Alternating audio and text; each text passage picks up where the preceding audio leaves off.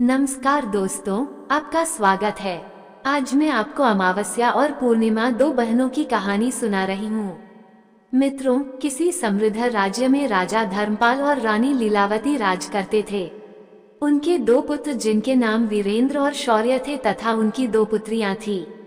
एक बेटी का नाम अमावस्या था और दूसरी का नाम पूर्णिमा।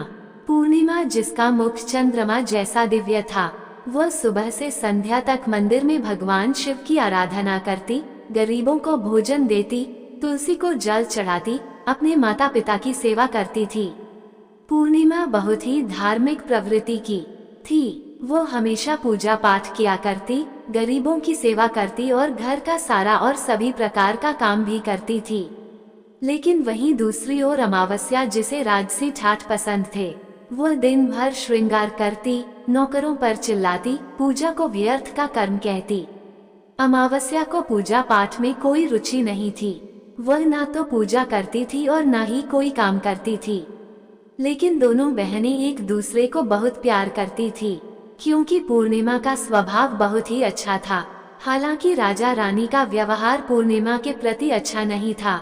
वे अमावस्या और अपने दोनों पुत्रों को ज्यादा प्यार करते थे। धीरे धीरे समय बीतता गया और राजा रानी के बच्चे बड़े हो गए। फिर एक दिन की बात है, राजा ने अपने बेटों का विवाह कर दिया और अब बेटियों की शादी की बारी आई।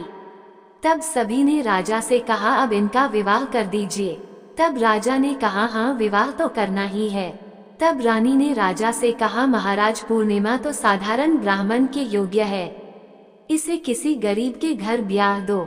और हाँ, भूल से पूर्णिमा का विवाह किसी बड़े घर में मत करना, क्योंकि इसे तो भजन, कीर्तन, पूजा पाठ और कहानियां सुनना पसंद है। अगर यह बड़े घर में गई तो ये सब नहीं कर पाएगी, इसलिए इसकी शादी किसी गरीब के घर में ही कर दीजिए। तब राजा साहब ने कहा, ठीक है।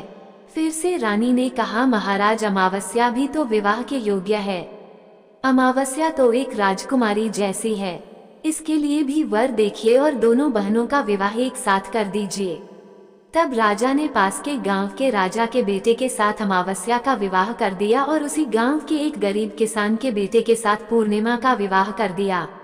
जब राजा ने रानी को ये बताया तो वह बहुत खुश हुई। मित्रों, अब राजा और रानी ने बिना किसी विचार के अपनी ही बेटियों के बीच पक्षपात किया। रानी के कहने के अनुसार अमावस्या का विवाह धनवान राजकुमार से हुआ। उसे सोने चांदी की पालकी, नौकर चाकर दिए गए। वहीं दूसरी ओर बेचारी पूर्णिमा को एक किसान के घर भेज दिया गया। उसे केवल एक पुरानी साड़ी और बस एक तुलसी का पौधा दिया गया। तब रानी मन में सोचती हुई कहती है, अब देखते हैं कि पूर्णिमा गरीब किसान के घर कैसे रहती है। क्या वह वहाँ भी पूजा पाठ करती है? देखते हैं भगवान उसकी क्या और कैसे मदद करते हैं। अब उन दोनों की विदाई हो जाती है। अमावस्या और पूर्णिमा अपने पने ससुराल में चली जाती है। अमावस्या तो अब किसी महारानी की तरह अपना जीवन सुख और ऐशो आराम के साथ गुजार रही थी। वहीं पूर्णिमा भी अपने भाग्य और भगवान के भरोसे पर खुशहाल जीवन व्यतीत कर रही थी। अमावस्या का पति, जो एक राजकुमार था, वह भी बड़ा घमंडी था, किंतु पूर्णिमा का पति शांत और सुशील स्वभाव का था। अब कुछ दिनों का समय इसी तरह से गुजर जाता है और फिर एक दिन की बात है, अमावस्या ने अपने घर पर शिव चालीसा का आयोजन किया और इस आयोजन में उसने गांव की सारी महिलाओं को आमंत्रित किया। सारी अड़ोस पड़ोस की औरतों को भी बुलाया, लेकिन अपनी बहन पूर्णिमा को उसने जानबूझकर नहीं बुलाया, क्योंकि उस गरीब बहन को अपने घर में बुलाना पसंद नहीं था। उसे बुलाना मतलब अपने सम्मान में कमी नजर आ रही थी। तब वही पूर्णिमा अपने दरवाजे पर बैठी थी तो गांव की औरतों ने कहा, अरे पूर्णिमा बहन, तुम्हारी बहन के घर शिव चालीसा का पाठ है, तुम नहीं जाओगी? तब पूर्णिमा ने कहा, नहीं, मैं नहीं जा रही, क्योंकि मेरी बहन ने मुझे नहीं बुलाया है।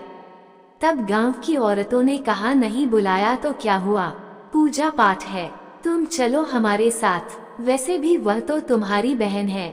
उसने सोचा होगा कि बहन तो आ ही जाएगी, उसे निमंत्रण की क्या आवश्यकता है। तब गांव की औरतों की बात मानकर पूर्णिमा शिव चालीसा में चली गई।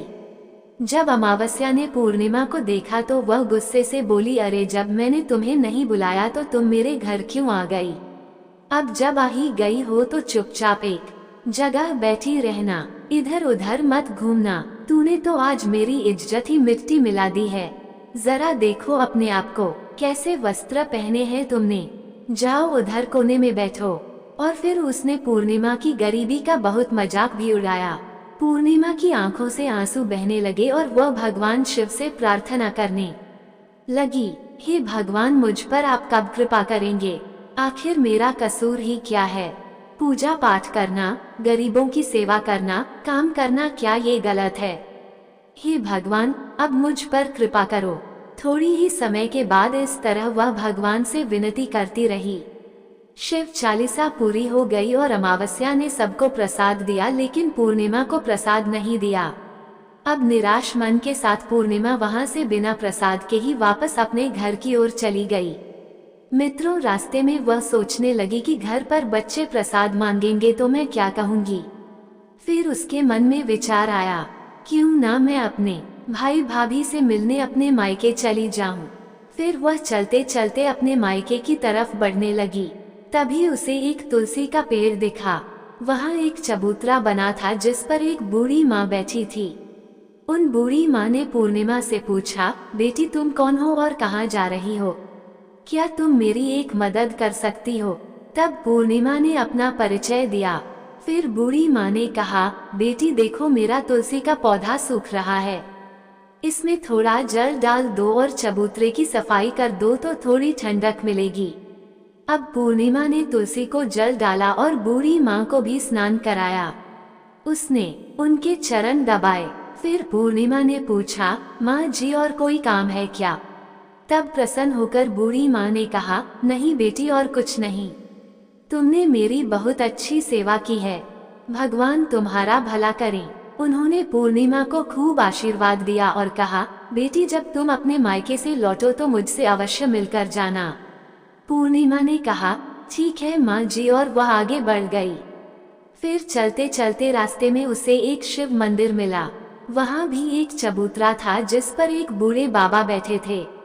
वे कोई और नहीं, स्वयं भगवान शिव थे, लेकिन पूर्णिमा ने उन्हें पहचाना नहीं। और उन बूढ़े बाबा ने कहा, बेटी तुम कौन हो? कृपया मेरी एक सहायता करो, बड़ा पुण्य मिलेगा। पूर्णिमा ने अपना नाम बताया। तब बाबा ने कहा, बेटी क्या तुम इस मंदिर की सफाई कर दोगी? ये बहुत गंदा हो गया है और मेरे नहाने के लिए 2 बाल्टी पानी भर देना तो तुम्हारा बहुत एहसान होगा। मेरा शरीर थक चुका है, इसलिए अब मैं कोई भी काम नहीं कर पा रहा हूँ। तब पूर्णिमा ने मंदिर की सफाई की, भगवान शिव की पूजा की और बाबा के लिए पानी भर दिया। फिर वह आगे बढ़ गई। फिर थोड़ा और आगे चलने पर उसे काली माँ का मंदिर मिला। काली माँ भी एक बूढ़ी माँ के रूप में वहाँ बैठी थी। काली माँ ने कहा, बेटी तुम कौन हो? क्या तुम मेरी एक सहायता कर सकती हो? तब प्रसन्नता से पूर्णिमा ने अपना नाम बताया। तब बूढ़ी माँ ने कहा, बेटी यहाँ सब लोग पूजा पाठ करके चले जाते हैं, लेकिन कोई मंदिर साफ नहीं करता। देखो मंदिर कितना गंदा हो गया है, जरा इसकी सफाई कर दो। अब पूर्णिमा ने मंदिर की सफाई की, माँ का श्रृंगार किया और पूजा की। उसके बाद बूढ़ी माँ को स्नान कराया और उनके पैर दबाए। फिर उस माँ काली के रूप भेष में बैठी बूढ़ी माँ का आशीर्वाद लिया और वह आगे बढ़ गई। फिर आगे चलने के बाद थोड़ी ही दूर चलने पर एक नदी मिली। वहाँ भी एक बूढ़ी माँ बैठी थी जो कोई और नहीं बल्कि स्वयं गंगा मैया थी। उन्होंने पूछा, बेटी तुम कौन हो? कृपया मेरी सहायता करो। तब पूर्णिमा ने अपना नाम बताया। तब गंगा मैया ने कहा, बेटी क्या तुम मेरी थोड़ी सेवा करोगी? तब पूर्णिमा ने गंगा मैया की भी सेवा की और आशीर्वाद लेकर आगे बढ़ गई। अंत में वह अपने मायके पहुंच गई। जब उसकी भाभियों ने उसे देखा तो बहुत खुश हुई। उन्होंने पूर्णिमा का स्वागत किया और कहा, वाह क्या बात है बहन जी, आप बहुत दिनों बाद आई हो। तब पूर्णिमा ने कहा, हाँ भाभी, आज मन हुआ सभी को मिलने का तो चली आई। तब भाभियों के साथ मिलकर पूर्णिमा ने अपने मायके में भी सारे काम किए। उन सभी ने खुशी खुशी एक साथ भोजन किया और रात को अलग अलग विषयों पर बातें भी की। फिर अगली सुबह जब वह जाने को तैयार हुई तो भाभी ने उसे एक लाल साड़ी दी और कहा, इसे पहन लो और जल्दी जल्दी आया करो, बहुत दिनों बाद आई हो। तभी पूर्णिमा ने लाल साड़ी पहन ली और 16 श्रृंगार कर लिया और एक भाभीियों ने एक थैला भरकर उसे सामान दे दिया। उसे लेकर पूर्णिमा घर से निकल गई। मित्रों, चलते चलते रास्ते में वही नदी मिली जहाँ गंगा मैया बैठी थी। उन्होंने कहा, बेटी आ गई अपने मायके से, क्या लाई हो? पूर्णिमा ने थैला दिखाया और कहा, माँ जी, मेरे भाभीियों ने कुछ सामान दिया है। तब गंगा माँ ने भी एक थैला निकाला और उसे पूर्णिमा के हाथों में देते हुए गंगा मैया ने कहा, बेटी ये लो मेरी और एक छोटी सी भेंट। ये बहुत भारी है, मैं इसे कहाँ रखूंगी, लेकिन याद रखना कि इसे रास्ते में मत खोलना, घर जाकर ही खोलना। तब पूर्णिमा ने कहा, ठीक है माँ जी, और वह आगे बढ़ गई। फिर थोड़ी ही देर के बाद वहीं काली माँ का मंदिर मिला। वहाँ भी बूढ़ी माँ ने पूर्णिमा को एक थैला दिया। अब उसके पास 3 थैले हो गए। फिर आगे बढ़ने पर वहीं शिव मंदिर मिला। वहाँ भगवान शिव ने भी उसे एक थैला दिया। अब 4 थैले हो गए। फिर चलते चलते वहीं तुलसी माँ मिली, उन्होंने भी एक थैला दिया। अब 5 थैले थे। जब पूर्णिमा अपने घर पहुंची तो उसने सभी थैले खोले। पहले थैले में खाने पीने की चीजें और कपड़े थे, दूसरे थैले में सोने चांदी के आभूषण थे, तीसरे थैले में धन संपत्ति थी, चौथे थैले में अनाज भरा हुआ था और 5वें में महंगे वस्त्र थे। अब पूर्णिमा के घर में किसी चीज की कमी नहीं थी। वो खुशी खुशी रहने लगी। फिर एक दिन पूर्णिमा ने सोचा कि क्यों ना मैं शिव चालीसा का आयोजन करवाऊं, और उसने शिव चालीसा रखी और सबको बुलाया। वह न्योता देने के लिए अपनी बहन अमावस्या के घर भी गई और फिर जब अमावस्या अपनी बहन के घर आई तो उसने घर पूर्णिमा में धन दौलत देखकर आश्चर्यचकित रह गई। उसने पूछा, अरे बहन, अचानक से तुम्हारे घर में इतना धन दौलत कैसे आ गया? तब शांत स्वर में प्रसन्नता से पूर्णिमा ने कहा, देखो बहन, जिस दिन तुमने चालीसा रखी थी तो मुझे नहीं बुलाया, फिर भी मैं बिना बुलाए तुम्हारे घर गई, लेकिन तुमने मुझे प्रसाद नहीं दिया। फिर मैं मायके गई और वहां से ये सब लेकर आई। अमावस्या ने कहा, अच्छा तो ये बात है, अब मैं भी जाऊंगी मायके, तुम भी मुझे डांटना और प्रसाद भी मत देना। तब पूर्णिमा ने कहा, अरे बहन, ये तो भगवान का प्रसाद, मैं तो सबको दूंगी। लेकिन अमावस्या ने प्रसाद नहीं लिया और अपने घर जाकर बच्चों से कहकर मायके चली गई। अब चलते चलते रास्ते में वही तुलसी माँ मिली।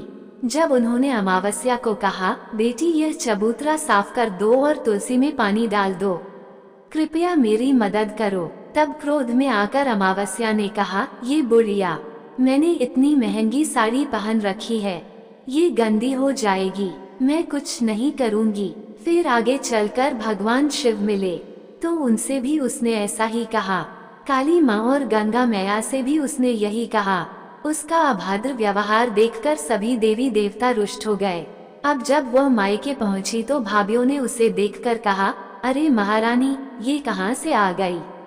इसे तो कुछ काम भी नहीं आता, बस आ गई अपना मुंह उठाकर मुफ्त में भोजन खाने के लिए, बिन बुलाए ही आती है, इसे कोई शर्म भी नहीं है। और तभी रात्रि में अमावस्या खाना खाकर सो गई। सुबह होने पर वह बोली, भाभी मैं जा रही हूँ। भाभी ने कहा, ठीक है जाओ महारानी जी। तब अमावस्या ने कहा, भाभी पूर्णिमा को तो आपने थैला दिया, मुझे कुछ नहीं दिया। भाभी ने कहा, जो तुम्हारे घर थैला पहुँच जाएगा। तब अमावस्या चल दी। रास्ते में गंगा मैया, काली माँ, भगवान शिव और तुलसी माँ सभी ने उसे थैले दिए। लेकिन जब वो घर पहुंची और थैले खोले तो एक में मिट्टी, दूसरे में पत्थर और तीसरे में सांप बिच्छू निकले। अमावस्या ने अपना सिर पीट लिया और कहा, हे भगवान, मुझे मायके में भी कुछ नहीं मिला और यहाँ भी कुछ नहीं मिला। फिर वह दौड़कर पूर्णिमा के पास गई और बोली, तुझे इतना सब कुछ मिला, मुझे कुछ भी नहीं। तब पूर्णिमा ने कहा, मैं मायके जाती हूँ तो भाभीियों का काम करती हूँ, तुमने तो कभी भाभीियों की मदद नहीं की। तुमने गंगा मैया, शिवजी, काली माँ और तुलसी माँ सभी को ठुकरा दिया, इसलिए भगवान ने तुम्हें कुछ नहीं दिया और उनका अपमान किया। तब अमावस्या ने कहा, बहन मुझे माफ कर दो, मैंने सदा ही तुम पर अत्याचार किया, अब मैं भी भक्ति करूंगी। तब पूर्णिमा ने कहा, बहन 3 सूत्र याद रखना, सदैव दूसरों पर दया करना हमेशा, और प्रतिदिन चालीसा पढ़ना। तीसरी बात 108 बार ओम नमः शिवाय का जाप करना, इससे अब तुम्हारे सारे दुख दूर हो जाएंगे। घर आए लोगों की सेवा भी करना। अरे बहन, भगवान ने जो 3 सूत्र दिए हैं उन्हें प्रसाद के रूप में स्वीकार कर लेना और हृदय में बसा लेना। मैंने सच्चे मन से भगवान की पूजा की, सबकी की मदद की, इसलिए मुझे सब कुछ मिला। तुम्हारे पास जो भी था वह तुम्हारे अहंकार के कारण खत्म हो गया। अब अमावस्या अपने घर गई और पूजा पाठ करने लगी। वह भगवान शिव से माफी मांगने लगी और धीरे धीरे उसकी भी परिस्थिति बदलने लगी। तो मित्रों, जय हो भगवान शिव की। अगर आपको यह वीडियो पसंद आया हो तो कमेंट बॉक्स में कमेंट करके जरूर बताइए। साथ ही इस वीडियो को ज्यादा से ज्यादा शेयर कीजिए और कमेंट में सच्ची श्रद्धा से ओम नमः शिवाय जरूर लिखें।